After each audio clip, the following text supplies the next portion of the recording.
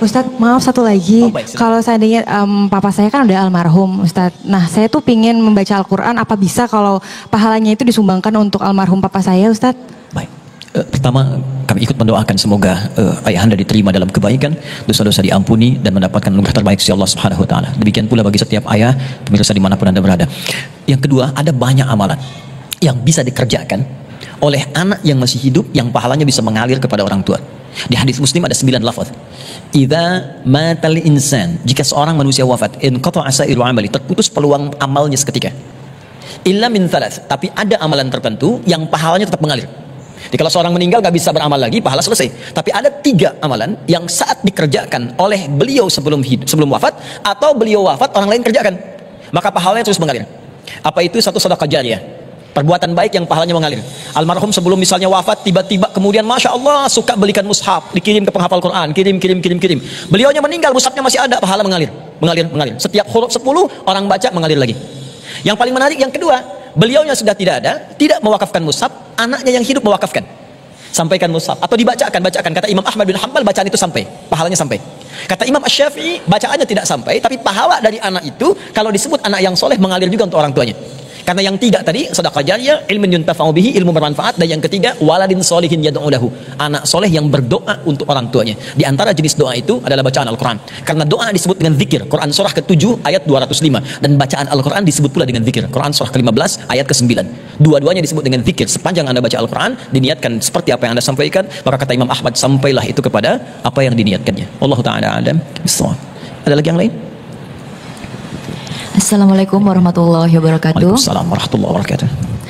Afwan Ustadz, Baik, saya mau bertanya, kira-kira kalau misalnya saya membaca Al-Quran dengan mushaf dan juga dengan gadget, itu pahalanya sama nggak ya Ustadz ya? Baik. Terima kasih. Bagus. Baik, sekarang kita coba pahami dulu. Ada Al-Quran, ada mushaf, ada gadget. 3 ya. Kalau yang disebut Al-Quran itu bacaannya. Bismillahirrahmanirrahim, Al-Quran. Kalau itu kemudian dituliskan dalam bentuk tulisan dan hanya isi Al-Quran saja, tulisannya dari awal sampai akhir, terdiri dari 2 jilid, diantaranya itu hanya tulisan-tulisan Al-Quran saja, maka itu disebut mushaf namanya. Tidak ada tulisan lain, tidak ada keterangan lain, hanya tulisan Al-Quran saja, namanya mushaf.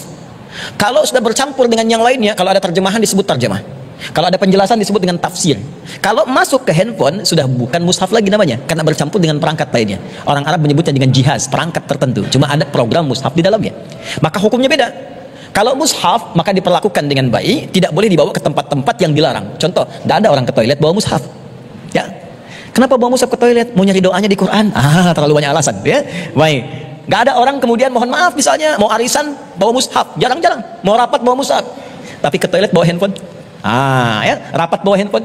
Karena handphone itu bukan mushaf, programnya ada di dalamnya. Sepanjang tidak dibuka program itu, maka tidak disebut dengan bacaan Al-Quran. Nah, pertama, hukum itu beda. Yang kedua, hukum bacaannya kalau dibaca maka sama nilainya, baik dari handphone, gadget, ataupun misalnya dari mushaf. Sepanjang dibacakan, maka nilai pahalanya sesuai bacaannya, bukan bentuknya. Ya, bisa dipahami insya Allah ya. Baik, jangan sampai mohon maaf, handphonenya sudah bagus-bagus tapi semua mengarahkan pada dunia saja. Bagus, install mushaf di dalamnya. Ya, baik. Boleh satu lagi Ustaz? Baik. Ya, ketika wanita sedang menstruasi, boleh baca Al-Quran menggunakan gadget. Mungkin ada yang menstruasi, saya tidak. Iya, gadget. Oh ya, kami wanita. Baik. Boleh menggunakan gadget membaca Al-Qurannya? Baik.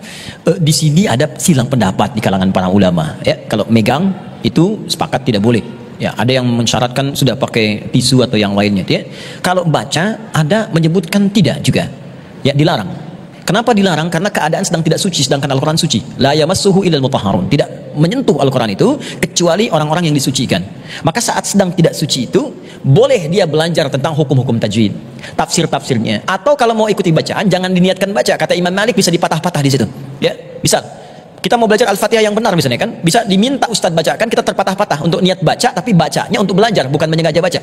Bismillahirrahmanirrahim, dilihat tarakiknya, tafkhimnya dan sebagainya. Ya, ini barangkali gambaran-gambaran demikian. Tapi saya berikan berita gembira sebagai penutup bagi para kalangan kaum hawa. Ada hadis sahih di Al-Bukhari, riwayat sahabat Abu Hurairah. Idza maridal 'abdu aw safar kutiba lahu mithla ma kana 'alaihi muqiman sahihan. Kalau ada seorang hamba sedang sakit uzur atau dalam keadaan safar, Ya, maka kalau dia nggak mampu mengerjakan amalan rutinnya, pahalanya tetap dituliskan sempurna. Anda biasa misalnya baca Quran kemudian sakit nggak bisa baca, maka pahalanya tetap diberikan sempurna. Kata para ahli fikih yang lainnya, ini hadis berlaku juga bagi perempuan yang sedang sucinya. Saat sucinya baca Quran sholat sunnah, baca Quran sholat sunnah, begitu sedang tiba masa haidnya, maka dituliskan semua pahalanya tanpa dikurangi sedikit pun.